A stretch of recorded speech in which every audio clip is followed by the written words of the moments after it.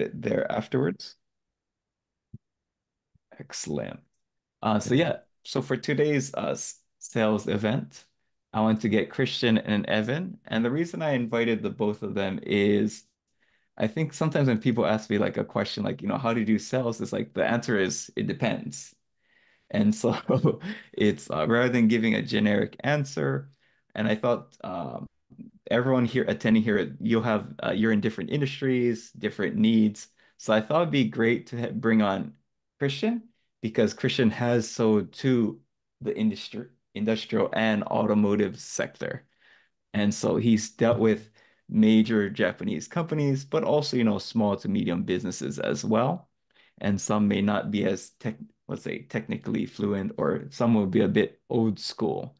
So I thought it'd be good to get Christian and also from Evans. And Evan has experience selling to the government, small businesses, corporations, and like he also mentioned, he has experience with scale ups. So, companies that has raised like 40 million, 50 million. They're expanding around the globe and they want to enter the Japanese market. And so he's got to receive some world-class sales training from that in as well. So I think we got a lot of angles covered with the both of them. And also both of them can speak and do sales in Japanese, which is an excellent point. And we can also tackle that angle. So Heiken, that was kind of my wrap up. And we can move to the next slide. I'll go through this pretty quickly, but from my end, scaling your company, how we can help is we can create your website in Japanese or English. We can do your SEO or Google Maps. I would say I'm very probably one of the top at Google Maps in Japan. I've ranked over probably 50 or 60 businesses in the top three. For sales courses, we do have a sales course on how to create a Japanese sales and marketing pamphlet, and also one on trade shows. And I also do one-on-one kind of growth and sales and marketing advisory for startups and also some traditional businesses as well. And next slide, Aiken. This should And be, yeah.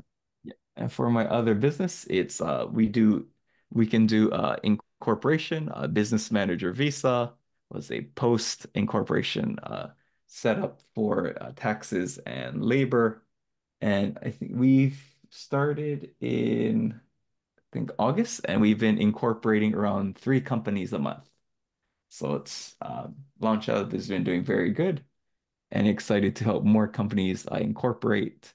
And we can also help with subsidies and grants as well, and loans as well. So launch out our both businesses are going pretty well. Okay, hey, I think I'm ready to dive in. Sounds good. All right, let's get started. So our first question for today will be basically a bit about your history of doing sales in Japan, so that the guests would know a bit more about your background and what are some experience or learnings that Yep. you have learned from it. And we plan to have around 30, probably maximum 40 minutes of Q&A time at the end. So yeah, so you can just save your questions and we'll have a good amount of time to dive in. Yep, sounds good. And yeah, so who wants to take this first? Do a brief summary.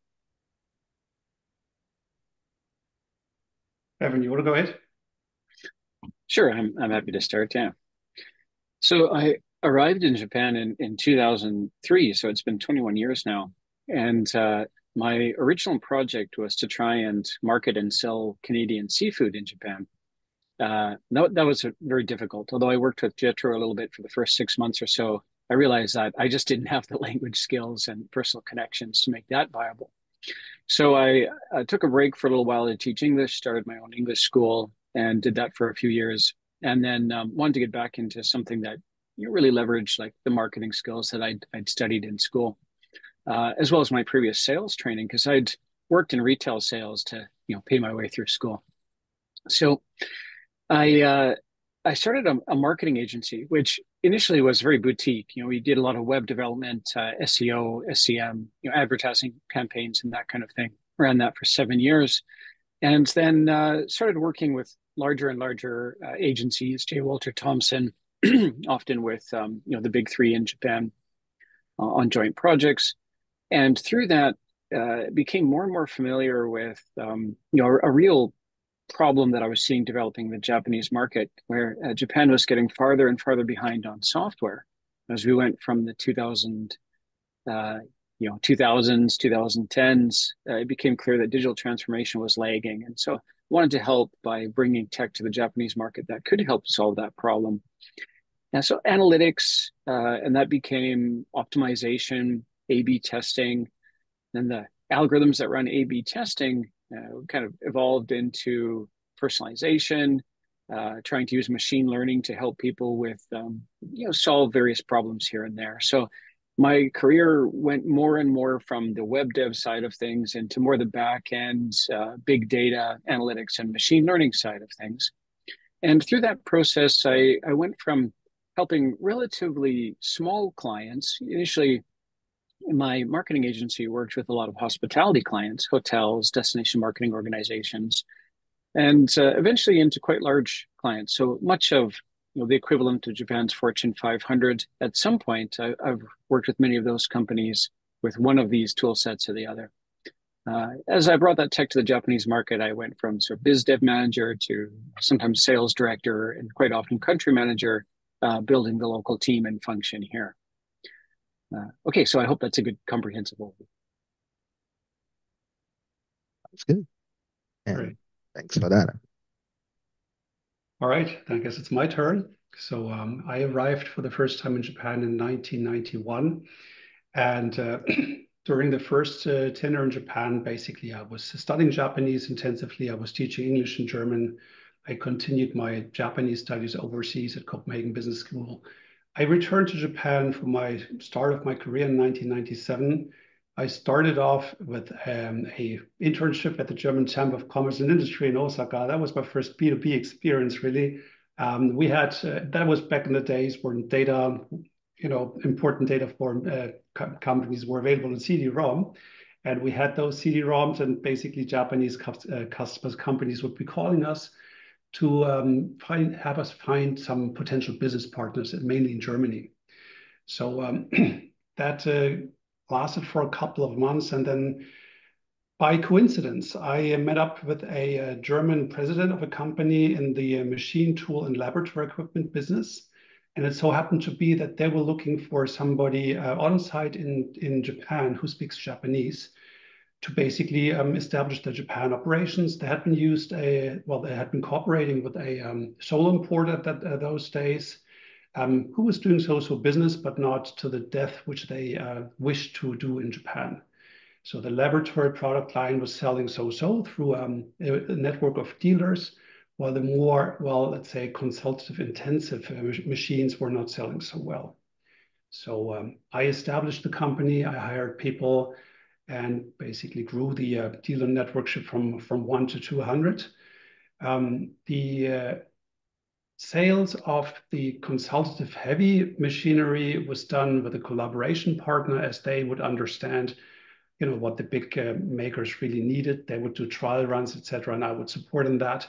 As far as the smaller equipment was concerned, well, we contacted dealers and smaller dealers, larger dealers, and basically helped them to promote our products. Set some eikai, so explanation sessions for the actual users on how to use our equipment and what the benefits were. So that's my first endeavor. I did that all the way until 2004, at which point I switched to the automotive industry. I went back to Germany to start working at Siemens Video Automotive, which was later bought by my current company, Continental.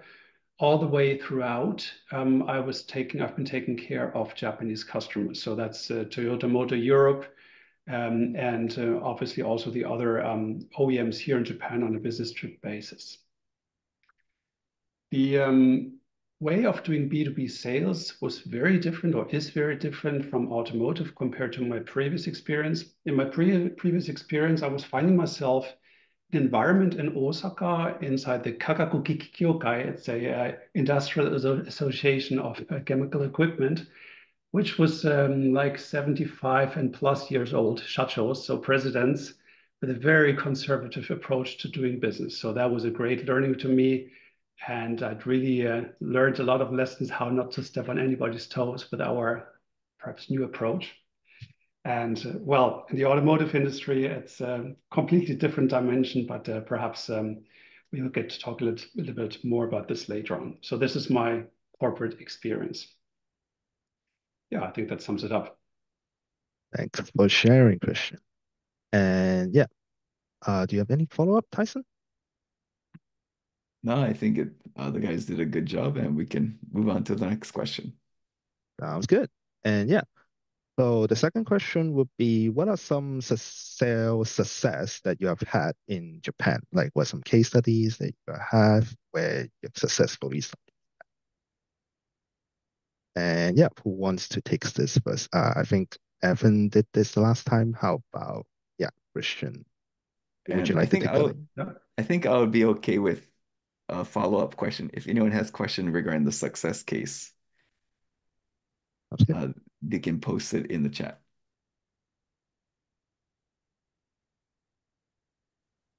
And maybe this time we'll start with Christian. Christian? Yeah. Sure. Yeah, first success story in sales really was in my first job when as I mentioned, the small machinery, the small equipment was basically sold through a network of dealers. So the sales success would be in having dealers put our products in the catalogs, and they would take the catalogs and distribute to the universities and whoever would be using the equipment. The large scale machinery, we were more or less, leaving up to one of our partners. My first success in consultative selling was on the large scale machinery when we got direct inquiries through as a lead from trade shows, a trade show, somebody who had seen our equipment. And for the first time in my career, really, I had the chance to go to the customer and look at the production facilities, understand what kind of difficulty they had with mixing. It was large-scale mixers, how to mix their products and not, ruin the batch of ingredients. And well, through a iteration of many, many trials and checking back with headquarters in Germany, really what is driving the customer, why he's coming to us as a foreign company, which is unusual. We were able to show similar examples from use cases overseas, which finally got the customer confident that this is working. And I received my first purchase order for a huge scale mixer. So that was a first time success. I guess it was facilitated through multiple visits and I would say the contact, a level of trust, us being a German maker with the references in Germany, which ultimately, had the customer with the feeling they're ordering from somebody who's going to do the job all the way until the end. Maybe I guess one question for me would be, what were some ways that you communicated that you really could deliver as promised? Yeah, it was actually doing it by over delivering in a way that we had several demonstrators shipped over from Germany because we would need them anyhow in the future, and we gave them the full choice of granularity level grinders, etc. And they did extensive testing. It didn't work out in the first and second trial. But once we understood the details of the parameters, including temperature, viscosity, etc., we communicated that back to Germany, and they found the solution and gave us a recommendation for the third trial. And that was really where they understood we have the expertise and we know how to do our stuff. So that was, I think, at that point in time when they saw the result, they were happy and they gained the trust to go with our company. Good. And yeah, I will let Evan to continue from it. What are some sales success you have had in Japan? Yeah, so as I mentioned earlier, I've been able to sell to, let's say, Japan's equivalent to the Fortune 500, many companies across a wide range of industries. And automotive, which is always big in Japan, accounted for some of the biggest deals. But what I'd really like to talk about is the sales success I've had with different methods.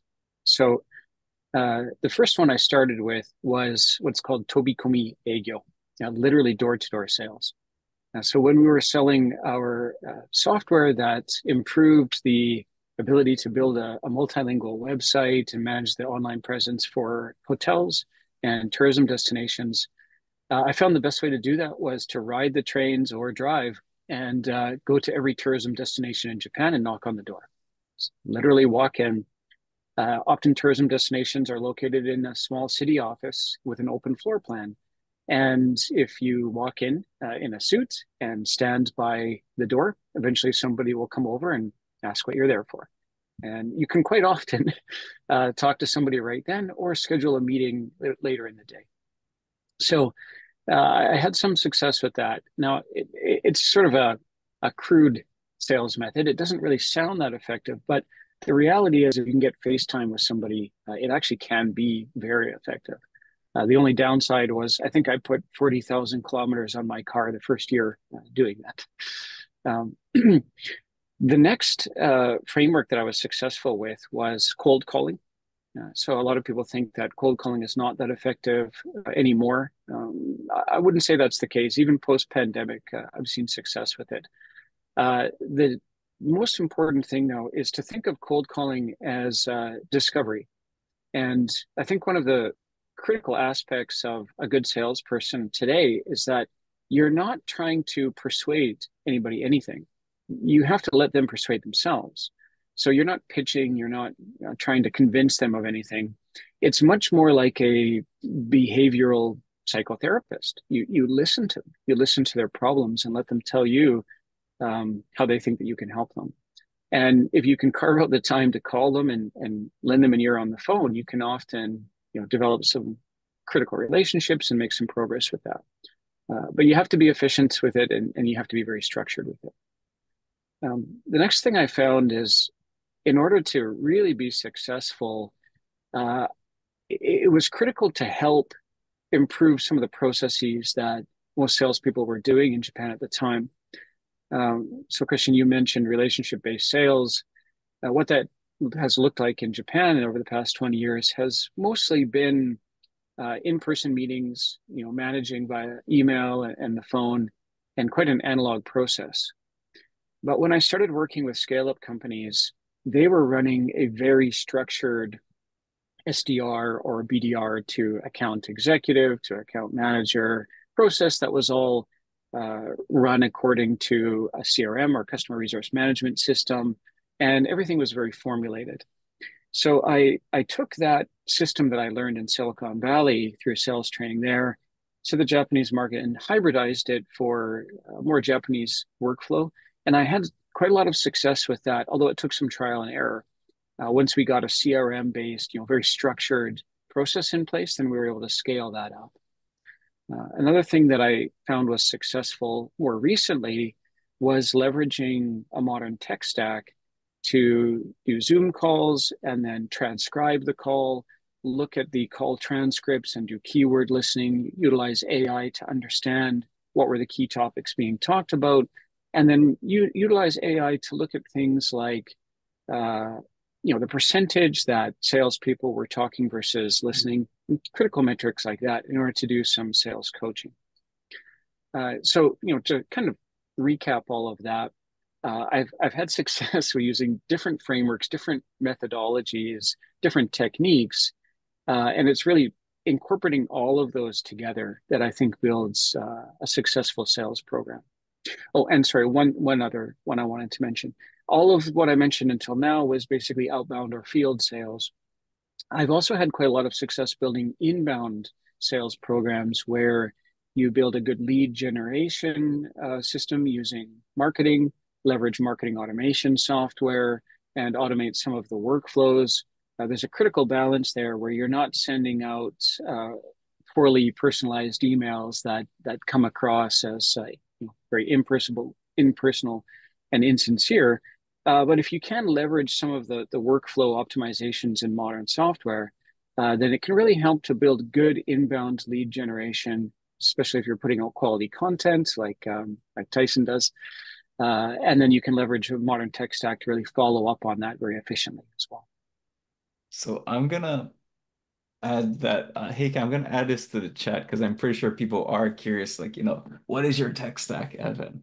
So I'm gonna type that into the chat, and I think Evan can jump into it in the Q&A. Christian, did you want to add, do you have any final thoughts before we move on to the next question? I'm very surprised to see that the Toby Comeo has been working for you, Evan. So that is probably due to the nature of driving out there and listening to them and finding a solution. Frankly speaking, automotive B2B, the business I'm in, I wouldn't have heard of this anywhere be successful as what's driving the customer most in this industry, and this is really large scale business, is the fear of making a mistake. So just going in, showing up without anything, I think in my industry probably would be very, very difficult. So I'm very eager to hear more on how you did it and what the scope of the business was later, perhaps. Yeah, there's a strong caveat there. It's very industry specific. Yeah. All Good. right. And sounds good. And for Evan, can you explain a bit more about your tech stacks of doing the That's sales? for the Q&A. Oh, that's for the Q&A. Okay. So I'm putting in the chat just so you guys can refer to it later. All right, sounds good. And yeah, we'll move on to the next question. So what are some sales frameworks or models that have worked for you in Japan specifically? And we'll let, I guess, Evan to take the lead for this one first. Sure. Tyson, we talked about this on the last podcast episode that we did. I think it was actually entitled Sales Frameworks. Yeah, so I'll find the link for it and post it, but I'll let you talk a little bit about it. But I'll Sure. get the link right now. Sure. So there are a lot of sales frameworks out there, and when we talk about a framework, it's usually a methodology that is often centered around the sharing of knowledge in the form of a book, and then often coaching, classes that you can take that somebody's put out there. The ones that I like best are very data driven. So somebody did a lot of research and then was able to garner some insights from them. Probably the most famous research project in terms of sales that was ever done was the one that resulted in the spin selling framework. So that's a framework that I like, but it's not the one that I feel is the most applicable to Japan. The one that I like best is the one that's kind of built off of the Challenger framework. So Challenger Sales was the first in a trilogy of books. It gives some insight into what good sales reps do. But the Challenger customer, I think, is most applicable to Japan because it really talks more about the buyer's journey, where the buyer is. And Christian, like you mentioned, how to remove risk in the buying cycle. And then the third book in the trilogy came out recently. It is this one. I've often got it with me, The Jolt Effect. One of the same authors, Matthew Dixon, as the Challenger series. And basically, Jolt, what it stands for is how to help customers who are suffering from indecision. They know that they want to change the status quo. They know that they need to change something. There's some inciting event that has made things uncomfortable enough that there's a recognized pain point, but they're more concerned about making a mistake. And this framework, the JOLT acronym, is basically judge where they are. What is the level of indecision? What are the factors that are involved in their decision? Then the O is offer your recommendation. And then the L is limit the exploration. So they're probably indecisive because of a flood of information. One thing that leads to indecision for all of us these days is that, well, we can get so much information, whether it's via search or via Chat GPT or something like that. We actually have too many options, and so it's hard to narrow down what's really important. So if you can help guide them through that and get them out of that constant exploring stage and ready to actually make a decision. That helps a lot. And then the T in Jolt is take risk off the table. Help them really feel that there's no longer risk associated with this, that they're making the right choice. And what risk usually looks like is they feel that if they choose your solution, they're going to have somebody on their team come a few months later and say, why did you choose that solution? You know, the latest Gartner report came out and they're only number 3. Why didn't you choose number 1? Stuff like this, as well as risk around the actual purchasing decision. But maybe we can get into that risk component a bit later. I think, Christian, you'll probably want to, I'll save some of that so you can talk about it. Oh yeah, oh yeah. I like the risk there, Evan. So, and that this is really what's characterizing automotive B2B sales. It's what comes to my mind first is no one ever got fired over buying IBM. What does it say? IBM is a big brand, and you won't get fired because it's a proven solution. And this is exactly what is driving the decision makers in automotive B2B sales. And I have seen incidences not from our company but from others, competitors, where they have, you need to visualize if you sell automotive B2B, you're selling a product which is going to be launched 2 years down the road. And until then, there's 2 years of development involving a lot of money and resources on supplier side as well as OEM side. Now, if during that process things go bad and milestones are not reached, it's a disaster. If you can't get the product finished in time, ultimately the start of the production of the vehicle may be delayed. And you can imagine that it's a huge disaster for any automaker. So the question really comes back to the decision makers in the buying process. They recognize they have some kind of needs. And if you look at Japan, in many respects, and Evan, you mentioned the software thing. I think it's general known that anything which is software, Japan is years behind the West. And the same goes for vehicle interiors. The level of graphics, of displays, etc., the infotainment is not on par with what we see in Europe. And if you look at China today, it's crazy what they're doing. So there is the anticipated, the felt need to be better, to be faster.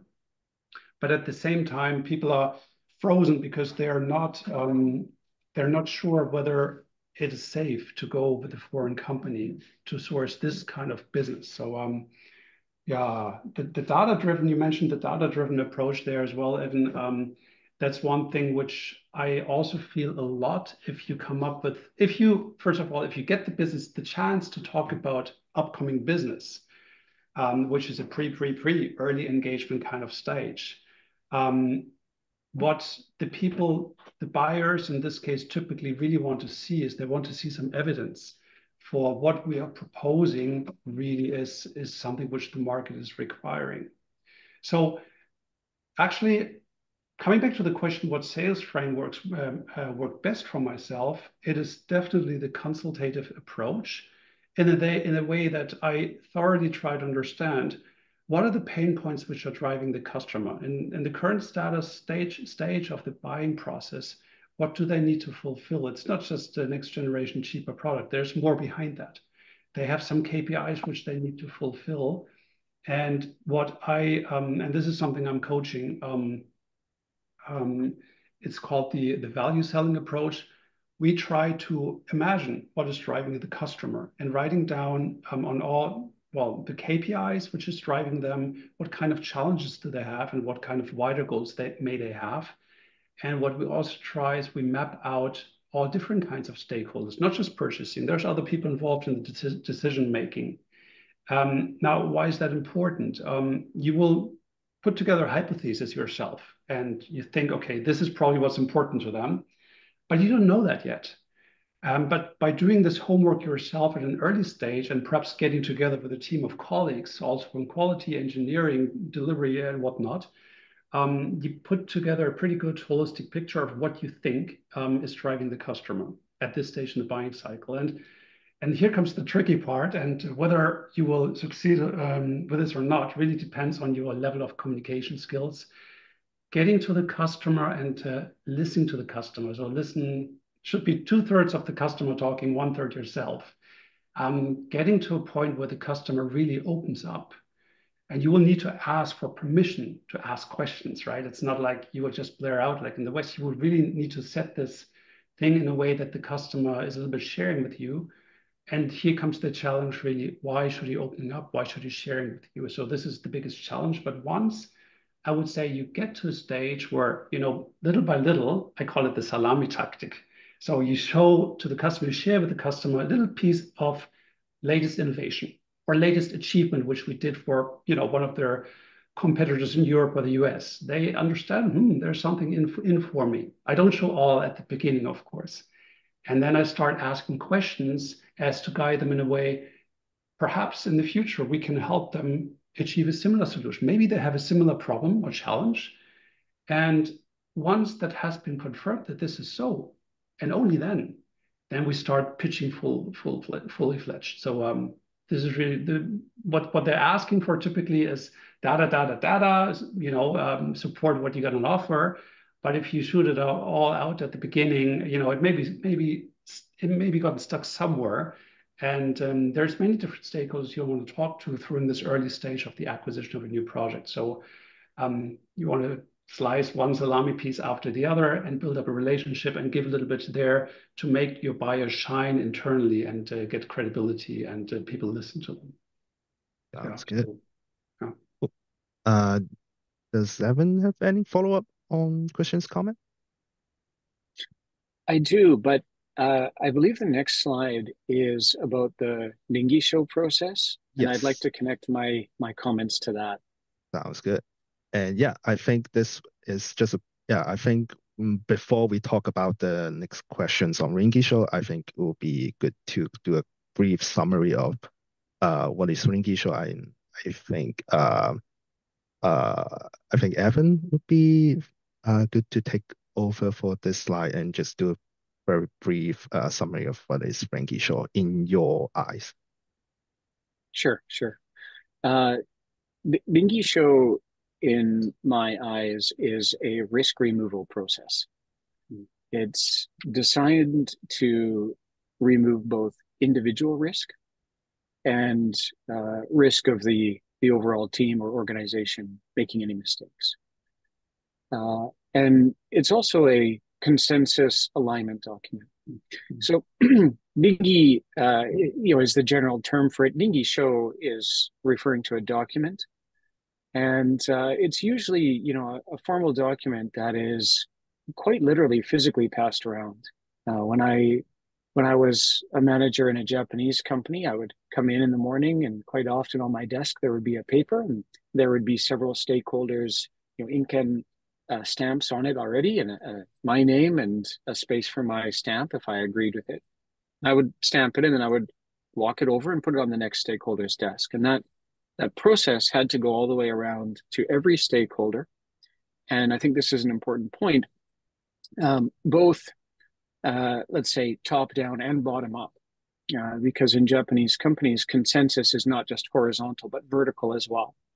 There are very few top down, or let's say key person or even CEO led initiatives that will be adopted without question. And then there are very few sort of, let's say, factory floor level initiatives that will be adopted without question. So whether it starts at the top and goes down or starts at the bottom and goes up, there has to be this top-down alignment process as well as horizontal across departments. Sometimes it's surprising who the stakeholders are. It's not very hierarchical. In most organizations, it tends to be quite flat. If you leave somebody out, then it can be quite an issue. So you really have to go around and make sure you understand everybody who's involved. From the salesperson's point of view, it's very critical because it gets everybody aligned, removes risk, and gives you permission to talk more about what you do. But until you've done enough discovery and got your customer, to Christian's earlier point, to share really what their problem is, it's very unlikely that you would be able to actually do this process and write this document. You need for your customer to share a lot of information. Now, to Christian's earlier point about permission to ask questions, this is also critical. And a lot of the time, it's not appropriate to ask questions in a group meeting format. It would be very difficult and quite risky for a junior person to raise a problem in a meeting if their superior wasn't already aligned with them on the existence of the problem. Sometimes if you ask, is this a pain? Is this a problem? Can we help you with this? It's difficult for people to answer because it admits that they have a problem. It admits that there's, a mistake somewhere. So a part of the Lingi show process is understanding all the criteria across all the stakeholders, and then, if at all possible, trying to speak individually one-on-one to those stakeholders. And this is often why sales processes in Japan are so long. This process takes about 3 times longer than it would in, say, a US-based stakeholder alignment process. And it often means creating the correct environment, asking them to meet for a coffee, or perhaps getting their messenger information so you can have a candid conversation with them. Because if it's in a group setting in person, if it's on Zoom in a group setting, or if it's in an email format, people cannot be candid. They can't admit that there's a problem or admit that there's a mistake. Otherwise, it would make their superiors look bad. So it's creating the correct environment to ask questions. Another part of it is also bringing something to the table. After you've done enough Lingi show processes for a particular customer profile or audience segment, you can bring to them what you helped walk their competitors through. And so a lot of the time, now, of course, you can't disclose any information about their competitors, but you can bring industry knowledge that they might not have. As you're going out and doing this, let's say, empathetic discovery process, as you're being in some ways, the behavioral psychotherapist, listening to their problems, you listen to the problems of everybody in their industry, and you become an expert on these problems so that you can guide them a little bit. That means that you might be able to help them write the Lingi show, and you might be able to do it better than they can because they've probably never bought your solution before. They might not have been in the position for very long. Most Japanese managers are rotated every 3 years to different departments, and they probably don't really know how to write the Lingi show, but you might know it better than them because you've written it for customers like their profile many times before. So you can include in that Lingi show everything that helps remove risk, what your competitors' solutions are, what the side-by-side comparison of features and benefits is, where the industry might be going, what other problems their competitors are facing. All of this industry knowledge, if you include that in the Lingi show, it's much more likely to overcome the inherent skepticism in the organization, get them aligned, and then get momentum around actually purchasing the product. And I've been speaking for a while, so I want to hand it over to Christian in just a moment. I wanted to add one last point. Sorry, two points, 2 critical points. One, I think, is understanding why risk removal is so important in Japan. And a very wise person who understood the Japanese market well first said this, but I forgot who it was. So if anybody knows and can follow up, maybe share in the chat. They said that the US career advancement system and the Japanese career advancement system are both points-based. The difference is, in the US, you start your career with 0 points, and every challenge you overcome, every risk you undertake that succeeds, you gain points. And you might lose points if you make a mistake, but you can gain them back again. And whoever gets from 0 to 100 gets to be the CEO. Well, in Japan, it's exactly the same. It's points-based, except you start with 100 points on day 1. And every time you make a mistake, you lose points and you can't win any back. So after 30 years, whoever's made the least mistakes, whoever's lost the fewest points gets to be CEO. So what you need to do when you're writing this Lingi show and going through this process is help remove the risk of this person losing any points over it. One way to do that is by making sure that no individual undertook any risk. Make sure the whole team is aligned. So if there is a mistake, it's the team's mistake and nobody loses any individual points. And then another way is just make sure that they really understand everything that they need to factor into the decision. Help them with that, exploration process, but again, keep it, within realistic boundaries so that they're not spending all their time on exploration, but they understand the decision that you're helping them to make.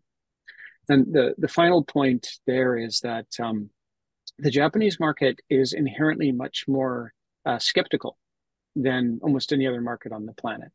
And so you cannot expect that anything you say will be believed.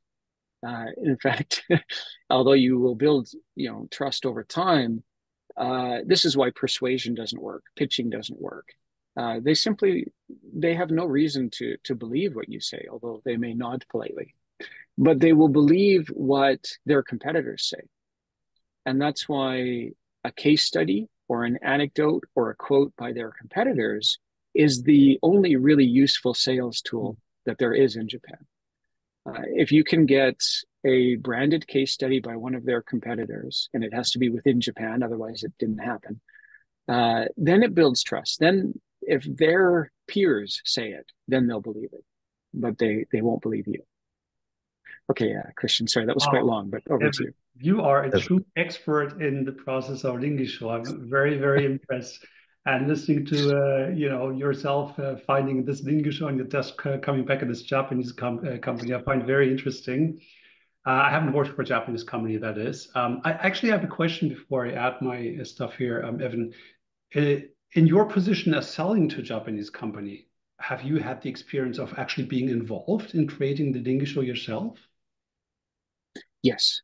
In fact, all of your sales and marketing materials should be geared towards helping them write the Ringisho. So, so you provide the material and your counterpart tells you this and that I need for, but you're not actually doing the write-up of the Ringisho, right? Sometimes you are. Really? In fact, sometimes you can provide them with the Ringisho template, and they can simply put their logo and brand it to their process. But what it should include is things like competitor analysis, side-by-side feature comparisons, any research that is relevant for them, Gartner or Forrester and so on research, anything that will help them to explain what it is. And I think we'll talk about this a slide or two later as well, but when you're creating your sales materials and your sales deck in Japan, this is why Japanese sales decks tend to be not 10 slides, but 30 or even 40 slides. It's because they want to copy and paste the information from your sales deck into the Ringisho. And so they're looking for facts and figures and explanations that will actually allow them to write that Ringisho. Yeah, thanks for that. Interesting. Yeah. I have personally not had, the permission or the chance, how to phrase it, to write a Ringisho for the customer. Of course, what we are doing, what we are requested to doing is provide tons of data, which are eventually going to be used in the internal decision-making process.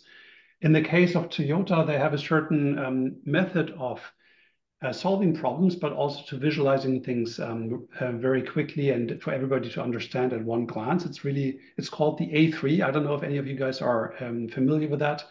An A3, in essence, is a A3 piece of paper consisting of 4 quadrants.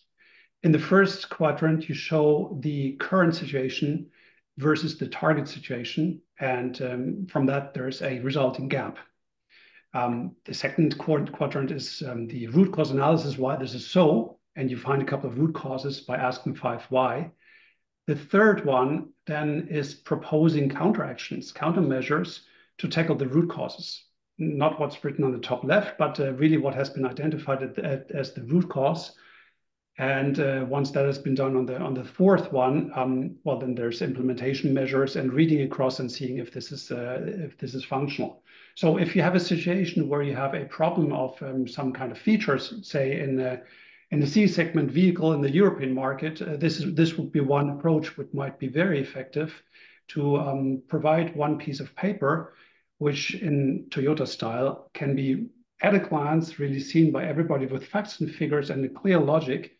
So maybe this is also related to the presentation style, but that would be obviously an ingredient to a dingy show. How I approach the dingy show, back to the question, I really like the definition. You said it's a risk removal process.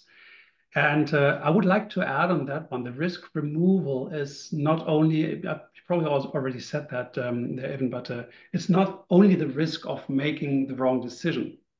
It's making the risk, and I think this is the biggest driver, and the 100 points, counting down is really pointing that out. It's the risk of the individual of moving forward in a decision which hasn't been aligned. And well, coming from the history of rice fields, watering the rice fields, Japanese, as you all know, are working in groups, and unless they work in groups, they won't be able to, water the rice field on the very bottom. So this is a historical background, but it is so much in the DNA of the people that they work in groups, they take decisions as a group, and individuals coming up with individual proposals, well, they would not be respected. So it's it's very very the 100 points. I really like that. The consensus alignment obviously is part of that. It's not only removing the risk of taking the wrong decision or making a wrong decision on an individual base. What's also extremely important as part of this dingy show, in my opinion, is the risk of having a confrontational discussion in a decision meeting. So the meeting culture in Japan, if you have a bigger meeting on some issue, the direction has already been given. And by doing so, you will not run the risk of having a big shot meeting with somebody raising his or her hand and then, triggering discussion and angry faces and people losing their face. So it's the removal of risk of losing face in such a situation. So that's on the meeting culture in general. But I think it's very important to understand this, and it's connected to the presentation material in a way, but also regarding the expectation of what to say or what not to say. You mentioned that even in larger rounds of presentations, asking questions which comes to surprise to people there might, cause them to lose the face. They don't know the answer, or they answer something which is not aligned with the others. And that would be a disaster for anybody, and probably counting down on those 100 points very quickly. One more thing I'd like to add to the dingy show. This is the so-called nemawashi. The nemawashi basically is a Japanese term for, taking a tree and planting it in a different place. So basically you dig around the roots of the tree in order to transplant it to a different location. Why this word? It's a process or informal communication style, which is done with the customers or within the customer, to make sure that the idea, which officially, because dingy shows the official part, prior to kicking off something officially, you make sure that you are pre-aligned with all the stakeholders in your vicinity, as to make sure that, well, you have an idea, you discuss it with them, you propose it to them, and you ask for the feedback. Now, by asking for the feedback, they will not hear it for the first time when it comes up in the dingy show. And you also have the opportunity in that case to, get some feedback, some input, which you haven't thought of because you're biased by nature in your own role. So doing this nemawashi, this aligning internally with several stakeholders is extremely important. And from my side, knowing that there is a dingy show in the decision-making process of a large-scale automotive project, what I typically do is I align with our internal stakeholders in my company on different levels and different functions. And I ask those people to get a pre-alignment with their respective counterparts at the customer. In some cases, so my business area currently is user experience, but there's other business areas in my company who have business with a certain customer as well. What I would do typically is I will speak to those people and ask if they know any other decision makers, which might be part of the dingy show and which might need some kind of nemawashi, so prior alignment. If that is so, I will ask them to speak to them or maybe ask for an introduction to show to them what we're about to offer to the customer, which is going to be Right. passed on in the Dingy Show. Yeah. Thanks, Christian. And yeah, thank you for both of your comments on Rinky Show. And we will move on to the next question.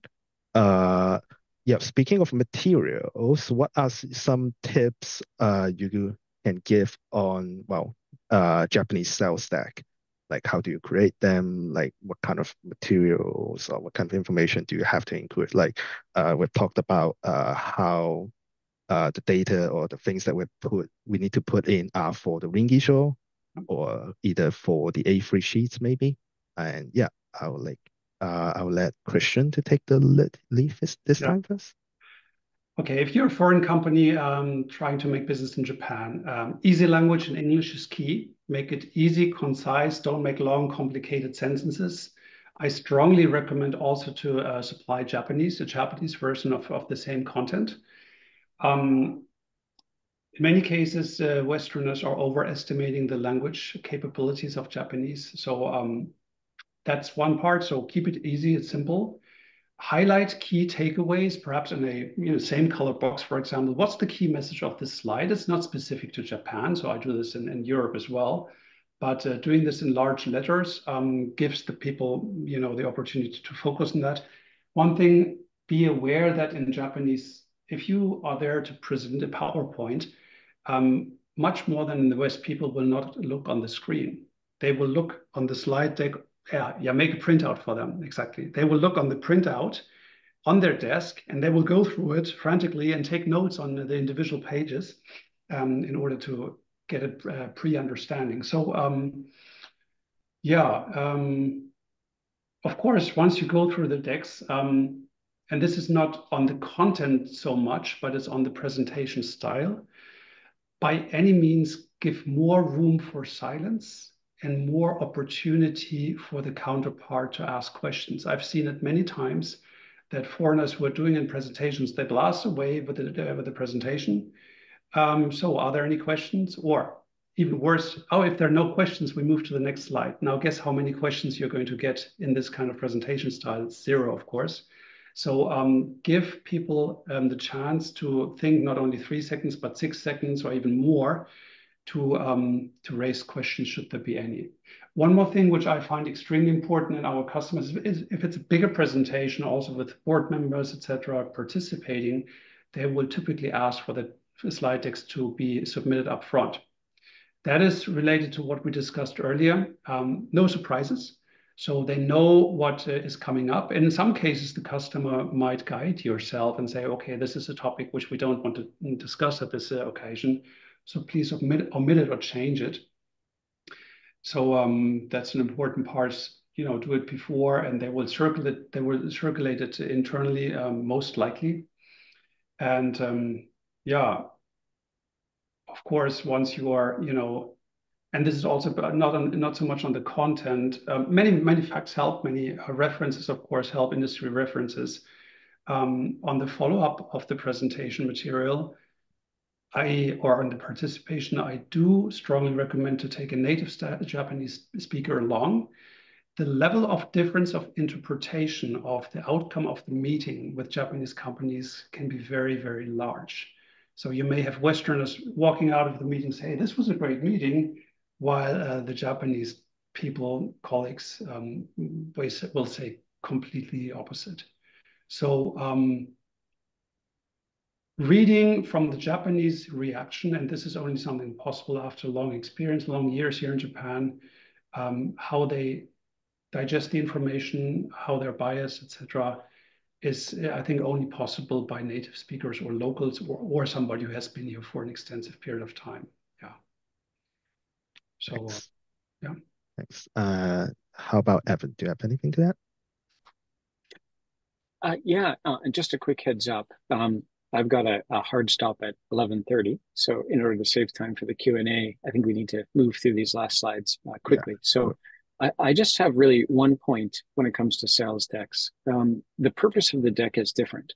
As Christian said, the purpose of the deck is to be circulated internally to get stakeholder alignment, to answer their questions and to rate the Mingy show.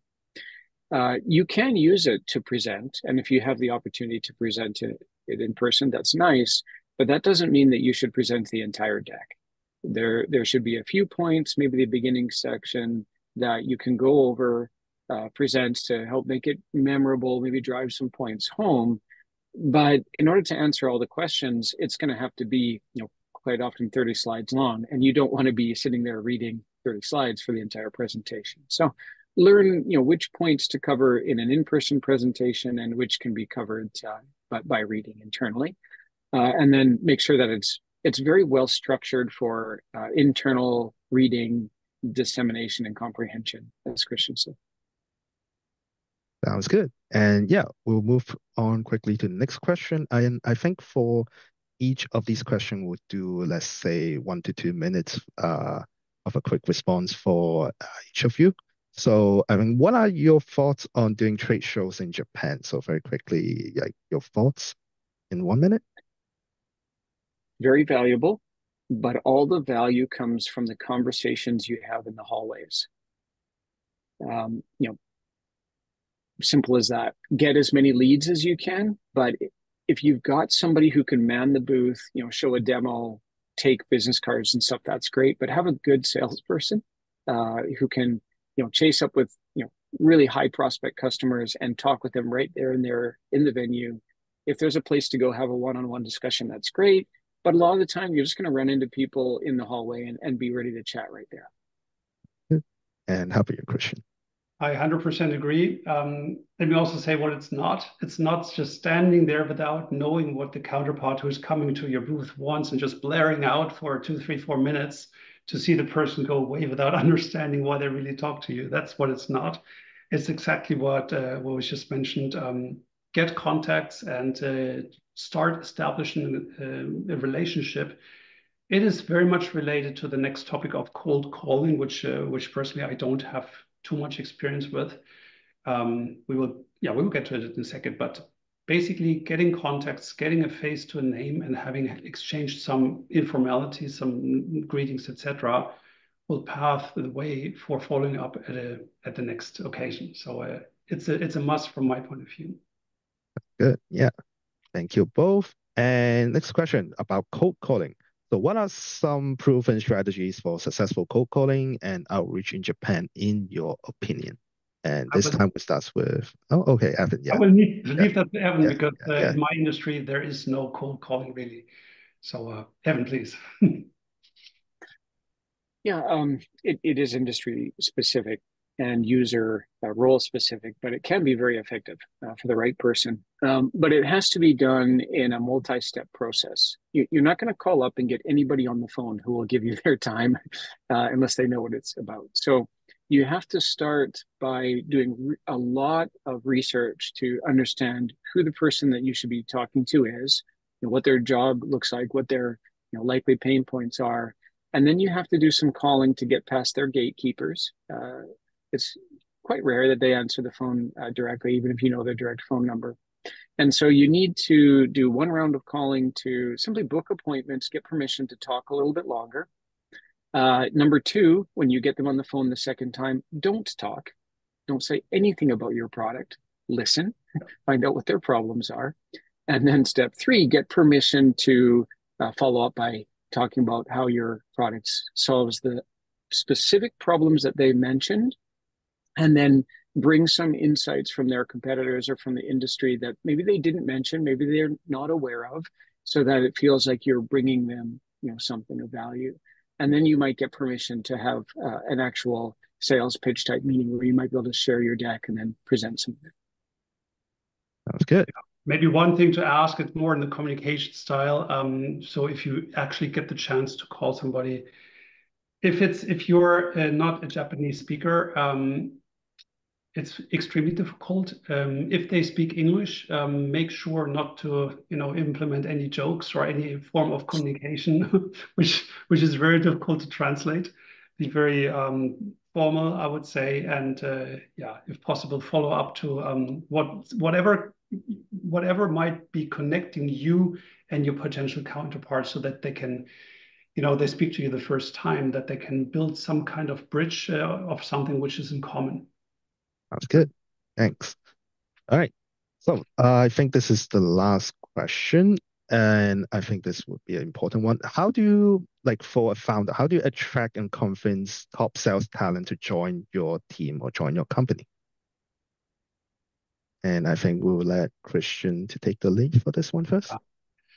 Yeah, talent recruitment is a big thing in Japan, which is very difficult for many foreign companies. You have to understand that for Japanese who are very risk adverse, landing a job in one of the biggies, the Japanese companies is basically the ideal situation. However, things are changing rapidly in the last couple of years. So there are more people who don't want to fill into exactly this traditional pattern. And the question you have to be aware of if you're trying to attract people is what is attractive for an employer? What kind of qualities or benefits are there for working for a tech company or whatever industry we're talking about? Create yourself some awareness of what might be the attractive points and put that out in the job description and emphasize it during the job interview. It could be remote work options. It could be English environments. It could be more holidays. It could be, any of those parameters which you typically will not see in Japanese companies. So differentiate yourself and try to see how that resonates with the applicants. Thank you, Christian. And do you have anything to add, Evan? Taking a bit of a data-driven approach to it, if we look at who fits the profile of a real top sales talent, it's quite similar to the profile of an entrepreneur. And throughout Japan's history, entrepreneurs and salespeople are the nail that sticks up. Everybody knows the Japanese proverb, the nail that sticks up gets hammered down. But these are the nails that stick up so far they can't be hammered down. And so they think different. In order to attract them, you have to understand what motivates them. And although it's a generalization, I think the number one thing is career progression. Yeah. If you can give good training, a good environment where they'll be successful, and they understand what the goals are, the next steps, to achieve are, and they can feel that progression, then you can really get a top team together. That was good. And yeah, thank you so much for both of your insights. And we'll move on to the Q&A section very quickly. And I think the first question that we will ask is from Oscar. Like, how do you think about sending pamphlets to potential buyers' office address without getting in touch with them first? What are your thoughts on this strategy, basically? Sorry, I didn't catch it. Is it in the chat or? It's in the chat a bit earlier. Yeah. Just above. So that will be the fourth message. I can post it again here. I see that one. I can go ahead and jump in on that. So this was Oscar's question, right? In some cases, for the right industry, if it's a very low risk decision, it might get you a conversation, but I don't think it's very effective. And I wouldn't actually consider it a sales strategy. I would consider it part of awareness building, maybe a marketing function. I would say, start small scale, A/B test it. If you do see some good response, maybe consider scaling it up. But as part of a sales process, I don't think it even falls in that category. Yeah. I personally have tried this one in the very early days of my first job. That was on the very early days of the internet, and we had an online platform. We were planning an online platform for industrial equipment, and we did print flyers. We did send them out to the potential candidates. Did follow up on by phone 200 companies I called up. I had close to no leads. Those people who were willing to speak to me were those whom I had met at trade shows before or knew our offering from whatever kind of face-to-face meeting or maybe even word of mouth from others who were already inside. But from the pamphlet sending attempt, there was no, I don't recall any successful leads. Thank you both. And I think another good question we could address before taking in audience's question is the tech stack. for both of your respective jobs. So what are some tech stack that you've been using for sales in Japan? Well, maybe if I could Go ahead. if I could jump in on that one. Yeah, it's critical to have a real CRM, customer relationship management system. This is the use case for a CRM.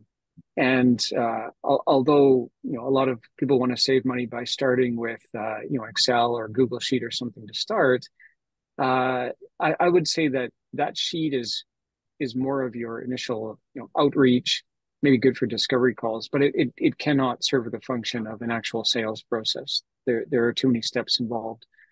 And it's so cost effective now to get a single seat in HubSpot or something like that. There's really no reason, or even use an open source solution. I think Pipedrive, and there's a few others that are open source. So CRM is the first component, but these days almost any good CRM is integrated with marketing automation. Those two are such a critical set that I would consider them the core stack.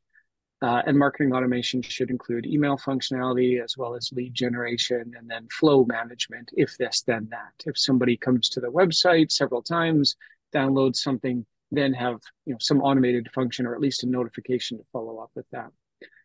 And as evidenced by the current HubSpot tech stack, CMS, content management system. All sales should be content driven. All marketing should be content driven.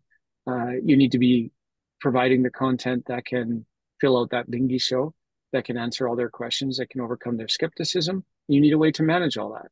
If you can't constantly update your website, your forms, manage all of that in an integrated way, then it's just not very efficient. And I guess last, my point would be actually be tech agnostic. It's not about understanding any one tool. It's about understanding how these tools work in general because they have commonalities. If you get good at using Salesforce, you can use HubSpot. If you get good at using that, you'll be able to take that over to build your own complete open source solution, which is what I'm using right now. All of this tech stack I'm currently managing myself because we're a lean startup. We're running cost efficiently. So it's more about being tech agnostic, understanding the job that you're trying to get done more than the individual tool. And then making sure that you're efficient with your tools so you don't get a bunch of tech bloat when it does this, when you set up this kind of tech stack. That's good. That's good. That's good. I have nothing to add to that one. Thanks, Evan, for clarifying. Sounds good. And yeah, we will start taking audience's questions. So if you have any questions, feel free to type it in the chat. Or if you have questions that you want to say it out loud, you can raise your hands and then we'll take in your questions from there. I think Oscar have another questions. Do you think Japanese buyers doesn't change suppliers even if they find a better product later? It's a good question. And would you like to take this one, Christian? Yeah, changing suppliers in automotive mass production is a huge deal.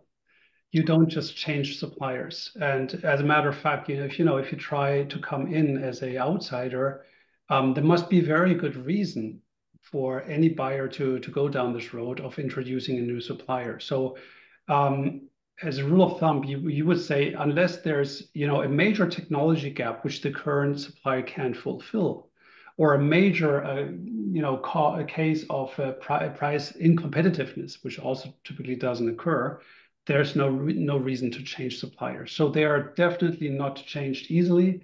What is much more important is to keep up a good relationship with the current buyer seller constellation in the company, and to make sure that it stays that way. Just because of minor commercial advantages in automotive, there's not going to be a change of supplier. So what's a better product? It really depends very much on the industry.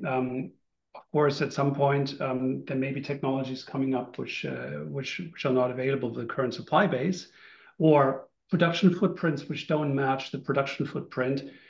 But in automotive, minor changes will not cause a supply change. It may be a more major shift of well, the awareness that there has been a large dependency on some major suppliers overly, and looking at the overall global competitive landscape, that there's other suppliers who also have a nice technology at competitive prices, which may be a strategic shift to work more with the certain suppliers. But because of minor things, there would not be a change. I don't know, Evan, how you see that. Yeah, totally agree. Japanese buyers won't buy a product or service just because it's better. There has to be an inciting event. There has to be real pain with the current product.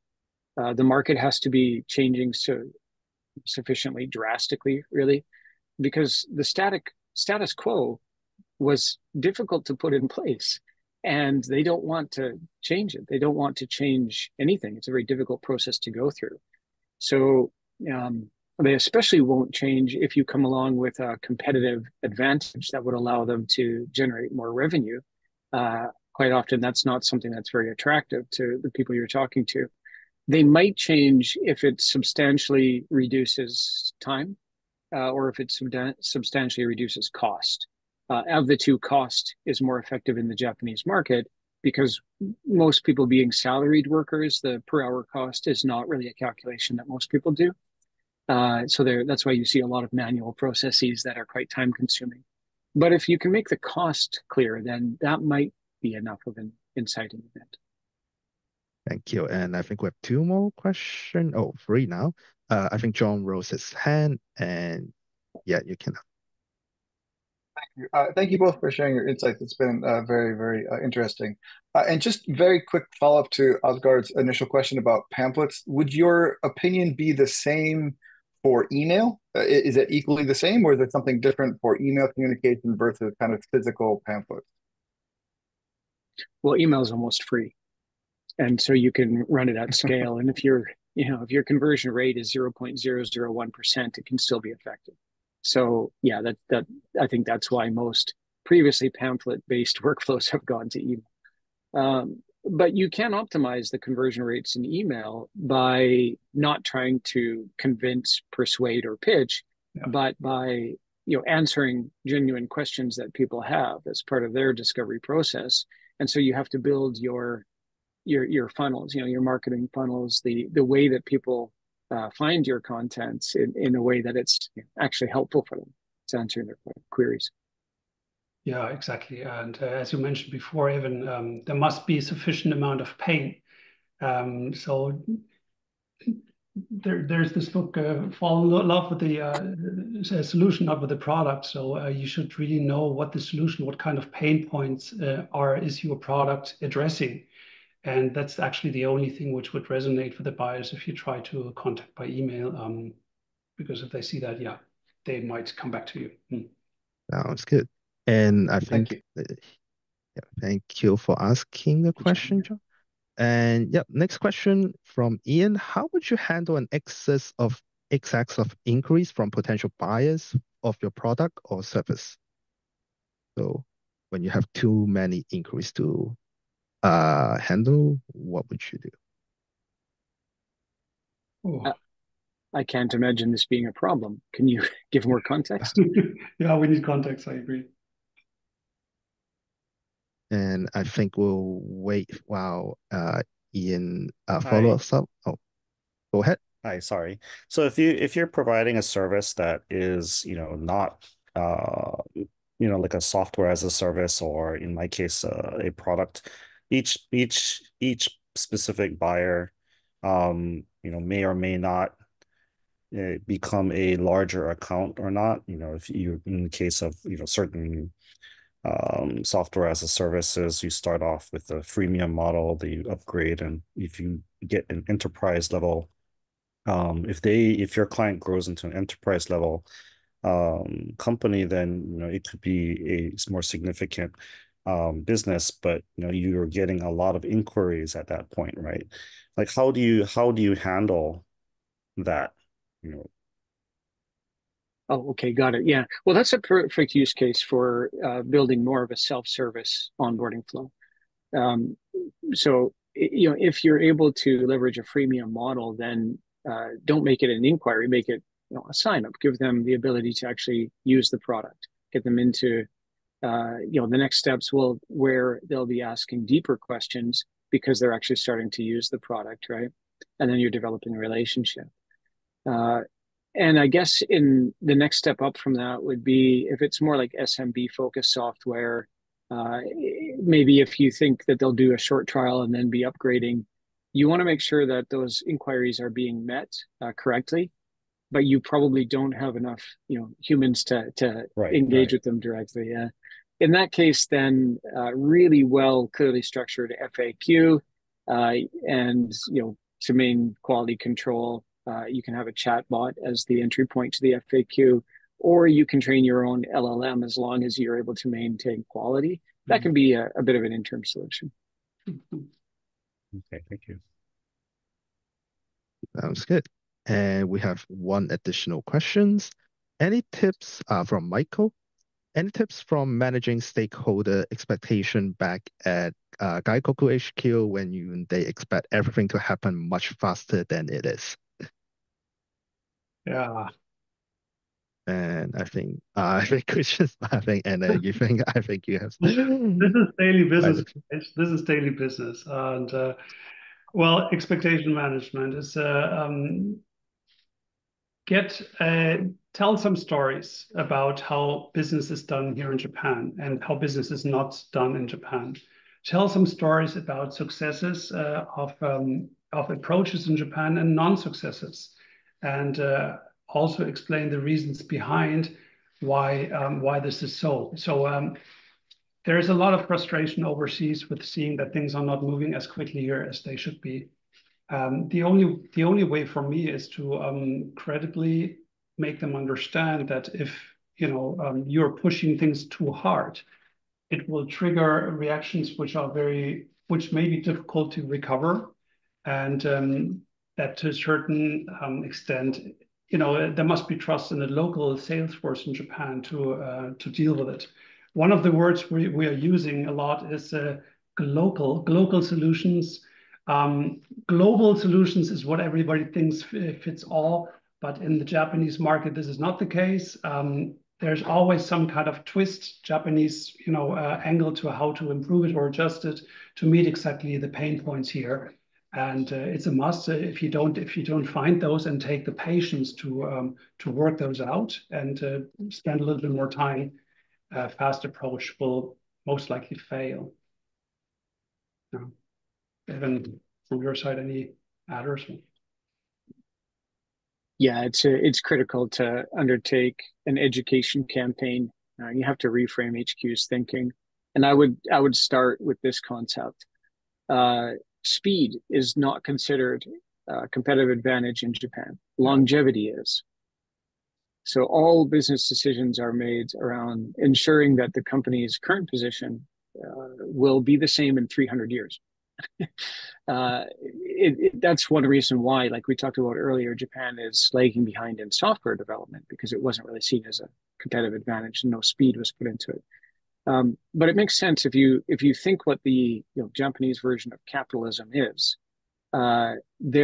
There isn't much power in the individual shareholders in sharp contrast to the U.S. market. There isn't a very powerful, active individual shareholder market. And so what companies are answering to is not individual shareholders or activist shareholders, it's their stakeholders. And their stakeholders are society at large, their partners, and their own employees. And they have no reason to move quickly uh, to get, improve profits and get a return to individual shareholders in the Japanese model. It's much more long-term thinking. It's not necessarily equity backed. It's probably debt backed, and so there just isn't that demand for the latest and greatest, shiniest thing all the time. Everything is done on about, you know, three times the time scale. So yeah, if you're well, Michael, I know that you're pretty good with economics and you're a good storyteller. So tell HQ that they need to reframe their thinking in terms of what capitalism is for the Japanese market. That's a good starting point. Sounds good. Thank you, Evan, and thank you, Christian. I think we'll take our last question very quickly, and then we'll move on to basically talking about yourself. Any tips to manage reflecting purchasing price changes to buyers from import products due to fluctuating exchange rates?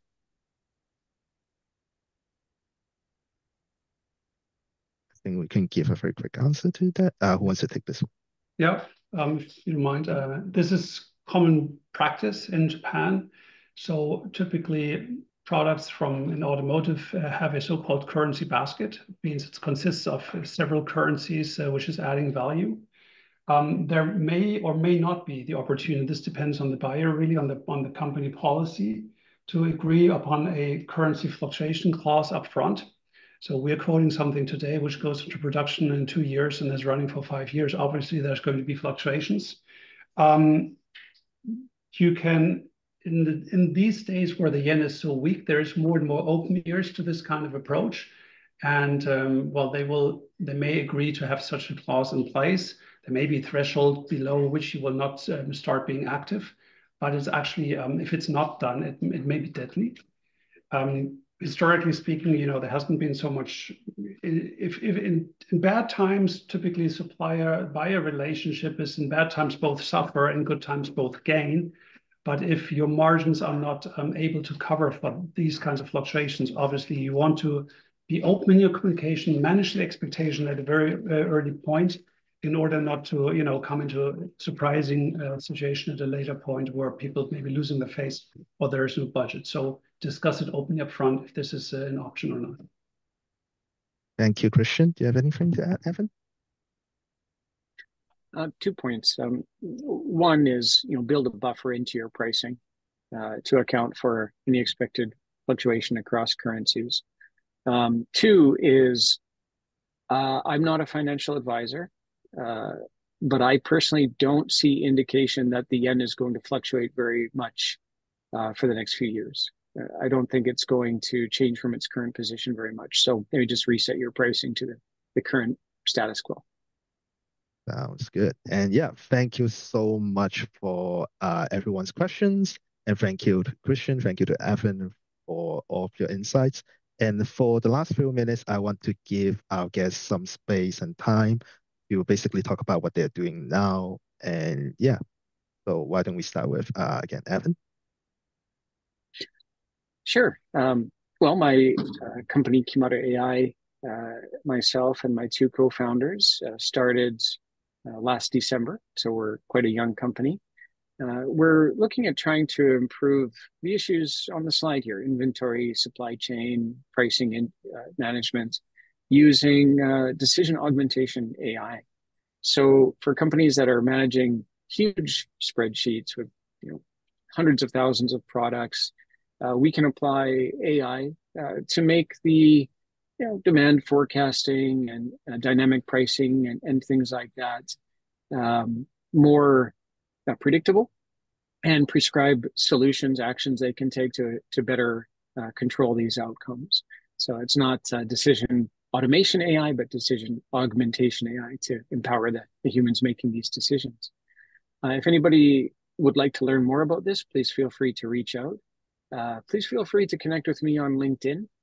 And you can also look at my website, which is just my name, evanburkosky.com, where I've amalgamated some of our previous talks and different things that I thought might be useful for people. So feel free to reach out on LinkedIn or through that website.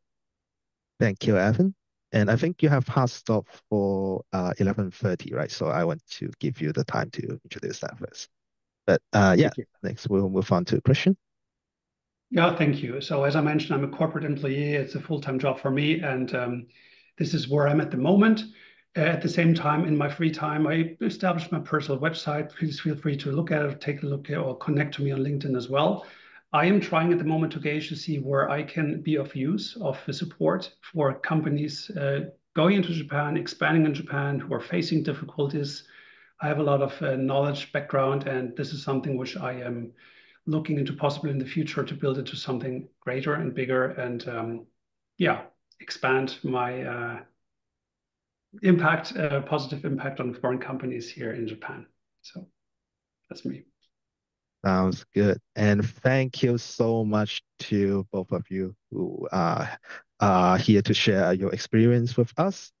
And for the final, or just 30 seconds, uh, for our next month's seminar, just doing a quick promotion here, it will be about marketing and how to basically localize your marketing in Japan, which is another very important topic for whether you're creating marketing material for your company. And yeah, so we'll have again 2 experts to come and speak with us for November 8th, same time, 10 a.m. to 11:30 a.m. So yeah, thank you to everyone who is joining the event today. We will have the recording sent to everyone who have signed up for the event. And yeah, we'll follow up with the video link. And yeah, thank you to everyone. Right. Thanks a lot. Thank you. Thanks very much. Yeah. Take care.